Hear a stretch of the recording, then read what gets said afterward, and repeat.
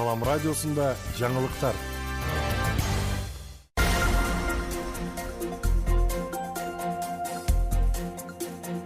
Саламатсыз бардактуу угарман жана көрүүчү, эфирде жаңылыктар чыгарылышы, аны мен Жасмина Сайзиманова тааныштырам. Өлкөдө туруксуз аба ырайы 22 июлга чейин уланат. Өзгөчө кырдаалдар министрлиги 18 июлдан 22 июлга чейин туруксуз аба ырайына жана күтүлүп жаткан нөшөрлүү жаан-чачынга байланыштуу республиканын тоолуу жана тоо этектериндеги райондорго сел жүрүшү, дарыялардын суунун деңгээли көтөрүлүшү күтүлүп жатканын кабарлады.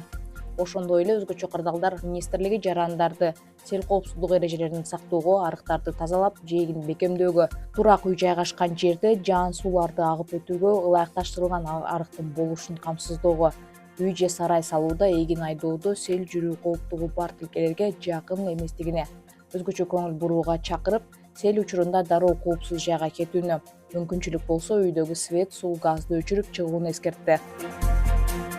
Кадамжайда эко-лагерь уюштурулду. Кадамжайдын Гауян жайлоосунда Баткен, Ош, Жалал-Абад облустарынын жаштарынын арасында 2 күндүк эко-лагерь уюштурулду.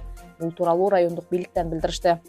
Райондук бийликтин маалыматына караганда, аталган лагерге жаштарга экология, жаратылышты коргоо, биотүрдүүлүктү сактоо, жашыл көндүмдөр, лидерлик, жашыл экономика, ораторлук чеберчилик жана өзүн өзү өнүктүрүү багытында билимдер берилди. Лагерь жаштар санариптештирүү, лидерлик жана жашыл көндүмдөр үчүн долбоордун алкагында уюштурулган. Баткенде мамлекеттик кызматкерлер Ош шаарына 1 күндүк маянасын которот. Бул тууралуу облустук бийликтин басма сөз катчысы билдирди. Маалыматка караганда, мындай чечим 14 июлда Ош шаарынын аймагында келген катуу селден улам жабыркагандарга колдоо көрсөтүү максатында кабыл алынды. Президенттин Баткен облусундагы өкүлчүлүгүнүн аппаратынын жана Баткен облусунун Лейлек, Баткен, Кадамжай райондук администрацияларынын аппаратынын, Баткен, Кызылкая, Сүлүктүү шаардык мэрияларынын аппаратынын кызматкерлери 1 күндүк эмгек маянасын Ош шаардык мэриясынын эсебине которот деп жазылат маалыматта.